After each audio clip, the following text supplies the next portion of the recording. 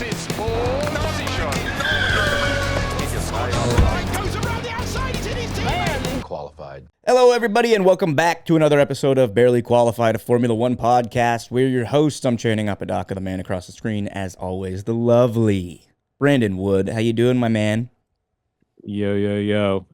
Just feeling so good. I was so looking forward to Silverstone this past weekend, and boy, did it deliver. Yeah. I mean, I didn't think we could get much better than the Austrian Grand Prix, but Silverstone, in all its glory, just... the gift that keeps on giving. This season is the gift that keeps on giving because we keep getting these amazing on-track battles, great races, a lot of funky weather that I think for all Formula One drivers, Formula One fans, everyone except for Lando Norris, the weather gods have just been blessing us. It's been great. Another great race. Silverstone Grand Prix, the big story here is Lewis Hamilton getting his 104th victory in Formula One. He gets his ninth British Grand Prix victory, a new record, not only for the Silverstone circuit, but I believe for all of Formula One for one driver winning at a single track. And the GOAT gets it done, and he's looking good. He's looking like he's a little bit back after you and I had some jawing to do at him at the beginning of the season.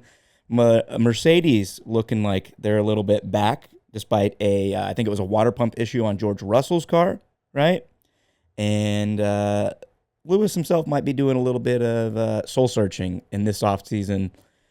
Maybe he made the wrong decision. Who knows? Let's get into it. What do you think of Lewis Mercedes' performance at the Silverstone Grand Prix? British Grand Prix. Obviously, this was huge, not only for the team, but I think mostly for Lewis. I mean, he's been very, very, visibly dejected for much of the beginning of the season, right? Like struggling in, a lot of the sessions, trying different things with the setup, trying to just find a little bit of an advantage.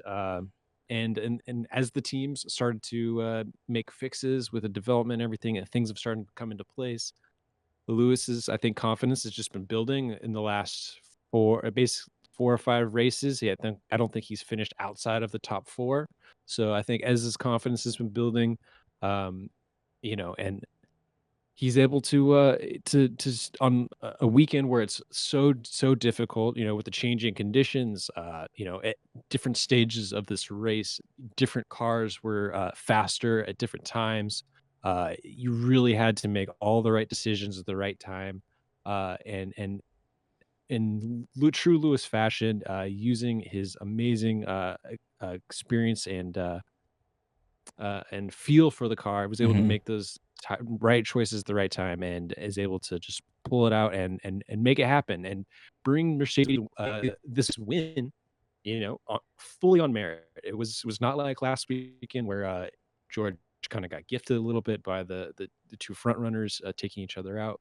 This was, from start to finish of the weekend, just fully well executed by both the team and Lewis, and well deserved. Yeah. They finished 1 and 2 in qualifying, so you could tell that they were, maybe not the fastest car overall on the weekend. I still think that was the McLaren, but the two drivers with the car were both just in form to put together a great package. And outside of the hiccup with their car with George, the Mercedes team looked good. And it was great. It was a great scene for Lewis, all the British fans going ham, to, throwing a pun there for him. And talking about, the decisions that he made on track, there was a lot of that going on, actually, where drivers were made to make their own tire decisions based on the on-track conditions. Max made a brilliant decision to make his pit stop. Lewis had some great calls when the team wanted to bring him in for inters, and he decided to stay on slicks. Lando Norris gets a little bit caught out and made the wrong tire decision, but beautiful stuff from the Mercedes and the Red Bull team making those calls with their drivers. Yeah, 100%.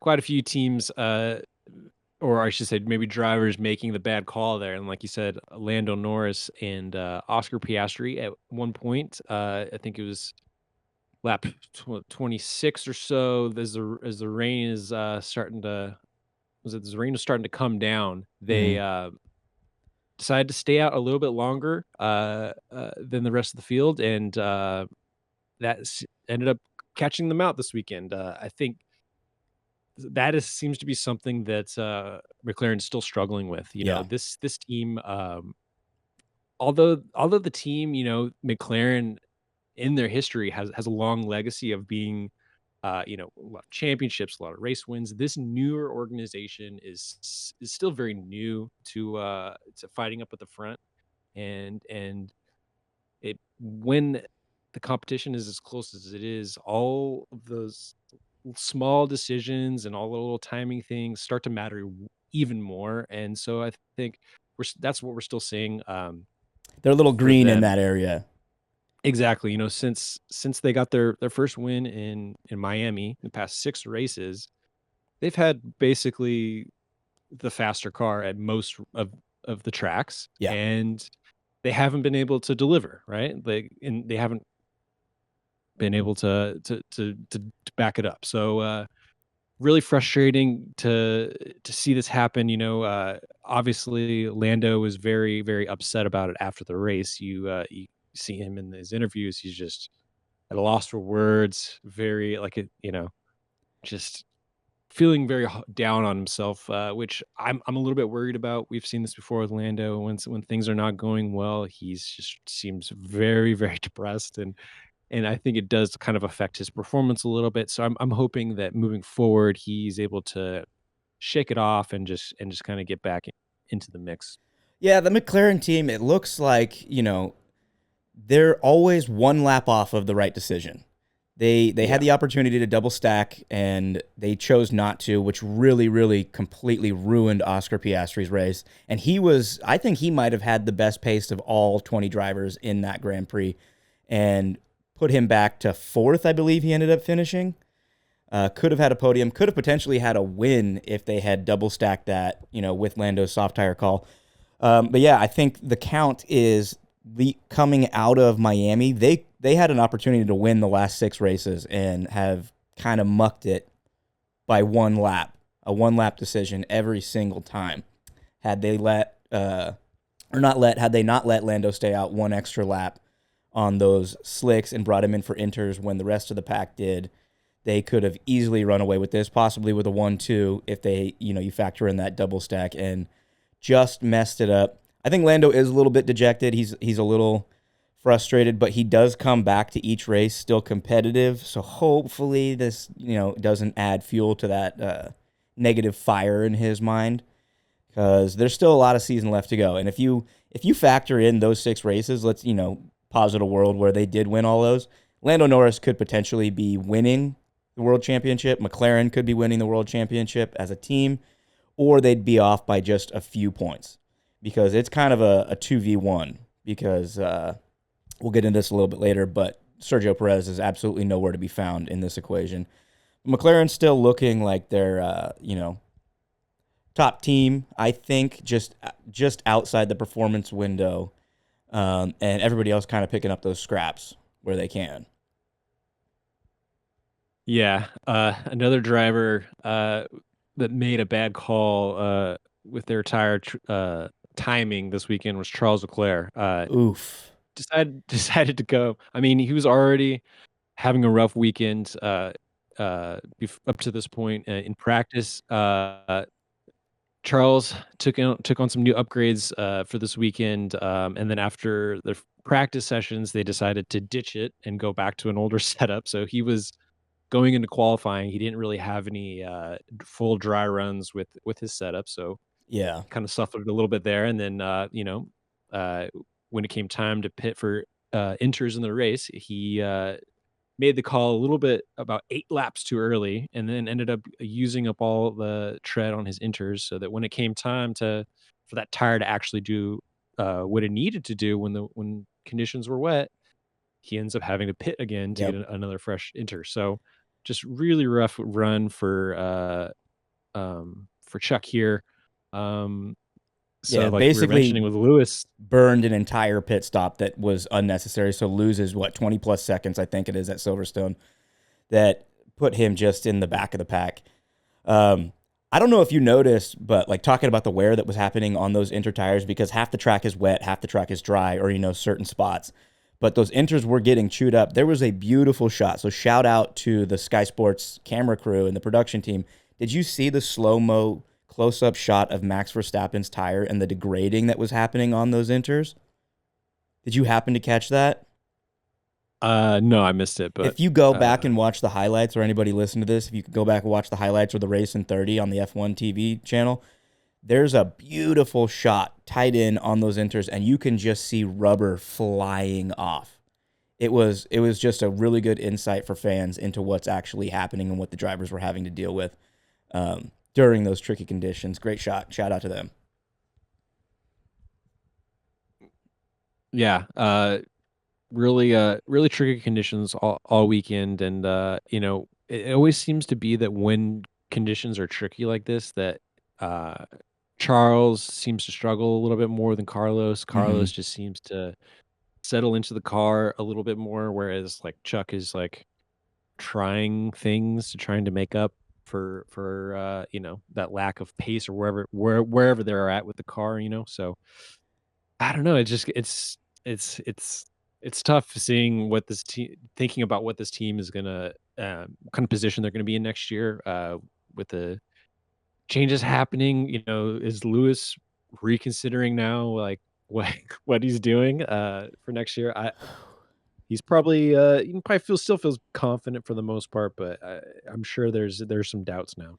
Yeah, I mean, you have to think that they did promise him a good package going into next season and beyond to be competitive, but man, they know how to drop the ball over at Ferrari so bad.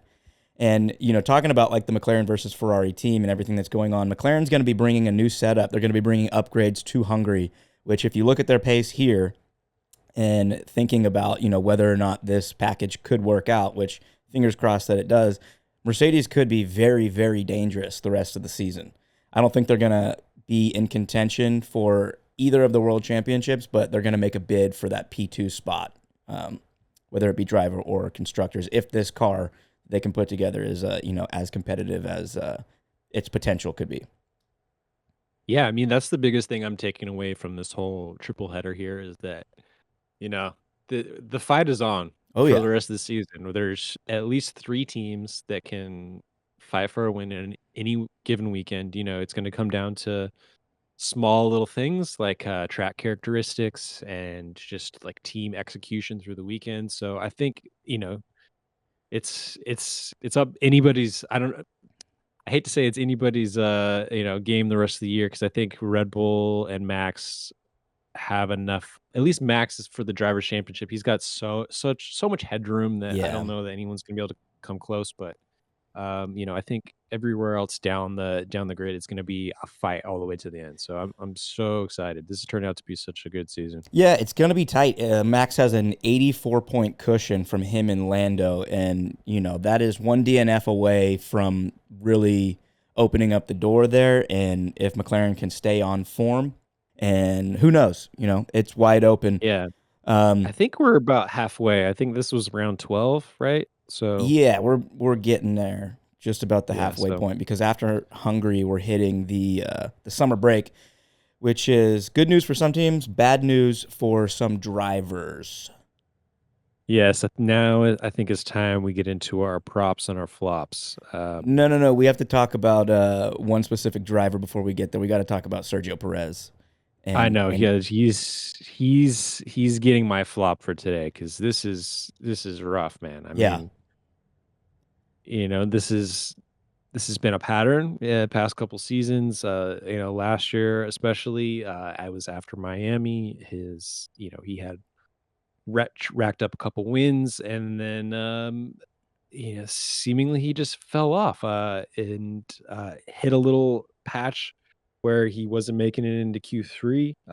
And this season he's hit a rough patch where he's having trouble even getting into Q2. yeah. So I don't really know what to say, and how he's going to be able to figure this out. The word is there's a lot of performance clauses in his contract that he just re-signed for next year. So Even though we got a lot of messaging that, oh yeah, you know, Checo's our guy for next year and everything, it's still not set in stone, right? There's still a lot of doubt about what his future is going to hold, whether he's even going to make it, past the summer break. So, Yeah.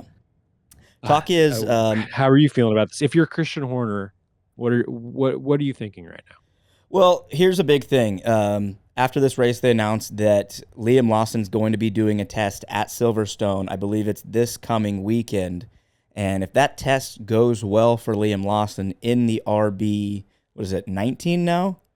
If that goes well for him, you got to think if you want to sew up this championship and you're looking at not just, the previous 5 races, but the last 6 altogether for Checo, you got to make a judgment call and put somebody else in that car. I don't know what that means for Checo if he goes to Cash App and they put, a Daniel Ricciardo or a Yuki Tsunoda in that car, or they scrap him altogether and put Liam Lawson in one of those seats and shuffle the deck chairs completely. But if I'm Christian Horner, Liam Lawson's test goes well, I think you have to nix Checo, maybe buy out his contract. I don't know if that's even an option, but completely unacceptable performance from Checo. You're talking about him barely being able to make it into Q2. He doesn't even make it out of qualifying period. He DNFs it on his outlap in qualifying, puts it into the gravel trap, and he's done for the weekend. Starts at the back of the pack. Just absolutely abysmal. I don't know. It's heartbreaking for Checo fans, for Checo himself, but I think we're seeing the end of his run here at Red Bull. Yeah, I mean, let alone his run in F1. I mean, after this, like, Potentially, yeah. what is his options, right? So I will. is I'll put you a package together. I think if Red Bull scraps him for this season, there is a great seat available at one American team at Haas F1. I think he would be a great option for them. They've been looking absolutely phenomenal in these past few races. Nico Hülkenberg in the last 2 races has put up more points than Sergio Perez in the last 6, which is an astronomical stat. It's great for Nico Hülkenberg. The team looks good. Nico looks good. It looks terrible for Checo, but I think it is a good place for him to go and finish out his career. It's a North American team. It's close to his home of Guadalajara. I personally would love to see him go there next season, sign a 1-year deal. And Haas has just put a new driver, a young driver, Ollie Behrman, in that seat for next season. And I think that could be a good tandem. Sergio Perez is a good leader for that team. He can show Ollie the ropes. So fingers crossed, best case scenario for Checo that he goes to Haas next season. Excuse me, but with all signs pointing to Esteban Ocon already having that second seat at Haas. I mean, if you're Gene Haas, comparing the two, Esteban looks like the more stable choice. He I mean, does, maybe but not Esteban the comes best with his own teammate. set of baggage there. You know what I mean? He's not much of a team player. Yeah. And if you have a young driver that's looking for a little bit of guidance, I don't think Esteban is the guy that you want in that seat. Maybe that deal's already signed. There's also rumors that Esteban's going to Williams. Who knows? But even with Checo's bad run of form, he would be my choice to go into that seat just because I wouldn't want to put Esteban Ocon in there, even though he does look like the better driver right now. Yeah, 100%. My prop was going to go to Haas. I think new team principal Io Komatsu's done an amazing job. They've successfully brought upgrades to the car consistently throughout the year. They've been doing small little upgrades here and there, and it's really worked for them. I really wish Kev could have finished in the points this past week. That would have been huge for them. But even with that, they've surpassed RB or Visa Cash App Yeah. in the constructor standing. So huge for them. Just so happy to see them doing well. And second prop, it's going to go to Mercedes. Seems like they've fixed their issues, and moving forward, they're going to be there in the mix. So now, with the word going around that Carlos had turned down a 1-year deal that they offered him for next year. Does he maybe reconsider that? With his options still on the table, does he say, "Hey, I'm going to take this Mercedes deal. It's going to, be a little bit more difficult because I'm going to have to perform. There's going to be a lot more pressure, but a little bit more guarantee of performance with the car. So if you're Carlos, maybe it's not looking too bad. Yeah, I mean, if that offer's still on the table and he can snag it up, that is easily the right choice. I think we talked about that last week. That's all dependent on whether or not that's still there. Because also, you got to think Kimi Antonelli won the F2 race this weekend, and they might be looking to just get him in the car right away. So who knows if they're even going to entertain the idea of offering that back to Carlos. He might be asked out and having to go to, Alpha or Williams or Stake, one of those teams, which sucks for him, but also, Haas could still be an option too. Who knows? Yeah. There's also with the Briatore coming in over at Alpine, there's word that he's been part of the negotiations with Carlos trying to get that thing. But I think that's also tied into like what they're going to be doing with their power unit for next year. So there's still too much in the air there to really say whether or not that's going to be a viable option. But I don't know. I mean, the options are running out fast. So Yeah. Okay, so my prop, you kind of already touched on a little bit, but outside of just propping Mercedes, I'm going to prop Lewis Hamilton.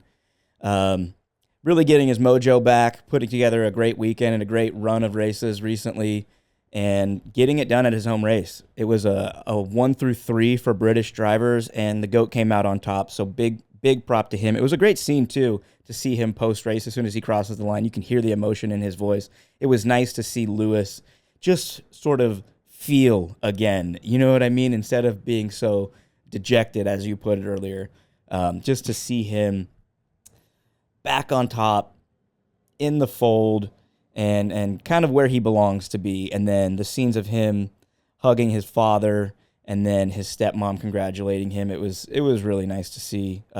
Also, we gotta mention heartbreak for George Russell. We talked about the water pump issue. That has to absolutely not even sting, but just burn for George Russell, because as much as Lando and Lewis both wanted that victory, George wanted it just as bad. And he put it on pole, and he got a great launch. He had a good start to the race. He does get overtaken pretty easily by Lando Norris and his teammate Lewis Hamilton, who both looked better, I think, over the weekend as a whole. But he still, was in the fold. So absolute heartbreak for him. But my prop does go to Lewis Hamilton. My flop, I would love to give it to Checo. That is definitely a deserved flop, but I'm not going to copy you. I'm going to give it to Zhou and Sauber. He has looked absolutely abysmal. The Stake F1 team has looked pretty non-existent as a whole. He starts from pit lane, right, in this race? He did not start from the pit lane, but he was. Oh, no, that was one of the Alpines, right? That was Gasly. Gasly no, started Gasly from pit lane DNF'd and then it. went out on. He started from, he had a okay. Qualified. He qualified 20th, and then had like 20 place grid penalty for all the changes he made after right. And then on the formation lap, his gearbox went out. It's just a terrible, miserable day for the Alpines, which that would be my other flop was Alpine. I mean, after the weekend that they had last weekend in Austria, getting 2 cars in the points to have both cars not even. They're just at the back of the field. It's rough. Yeah, I'm still gonna give it to Zhou and Sauber. I mean, it's an easy flop for Alpine, but I mean, Zhou, this is like a long time coming flop where we just have to talk about, like, you're completely out of the equation, Zhou. Like, I think it's pretty obvious that he's not going to be around in F1 much longer. In Zhou's defense, I don't know if you've seen the changes in the driver standings, but since Logan Sargent finished 11th this past weekend, he and Zhou are now above Valtteri Bottas, who now sits in 21st place. Oh, wow. I just looked at that. I did not notice that. So he's, if you want to go look at the whole season, Bottas is kind of, as the gauge for where Joe's at, I think Joe's not doing too bad. I think they've been having a terrible, terrible, terrible season, and they just can't really dig themselves out of that hole. Yeah, and you know what sucks when you bring that up is that Valtteri is in talks to get the Williams seat himself. So that's a little bit of a dagger to both Logan and Joe. It sounds pretty much like Logan is dead set on coming to IndyCar next season. Maybe not on his own volition, but it sounds like that's where he's going to end up regardless. Which good for him. He should just end up stateside. Yeah, I mean, that'd be a good move for him. He's gonna have a big following as soon as he comes in. He's gonna have attention on him. Any team that's maybe lower midfield team. There's a lot of teams in IndyCar, so I'm sure any of them would love to have him. They would bring a lot of attention to their team, even if he has a lackluster performance coming in. I think it's a good opportunity for him, and any team would be happy to sign him. I think. I don't know if it's going to be positive attention. If you've spent 2 years in F1 and you immediately get relegated into IndyCar, I don't know if that's a good look. I think it's a good move for him, but I don't know if any team or IndyCar fans are going to be, raising the roof to see that Logan Sargent has come over. No. Yeah, no. I mean, Grosjean. Yeah, but Grosjean had a much better run in F1 than Logan Sargent ever did. I'm sure. And, but I think there's still some optimism there for Logan. So yeah, it's just a better move for him altogether to put together his entire package of a racing career, because F1 doesn't look like the right place for him. He just doesn't have it. Yeah. Hate to say it, but yeah. Yeah. I mean, if he makes it to the end of the season, that would be amazing. We weren't even saying that. Yeah, I mean, I think there's still a chance that there's going to be a shuffling of the grid.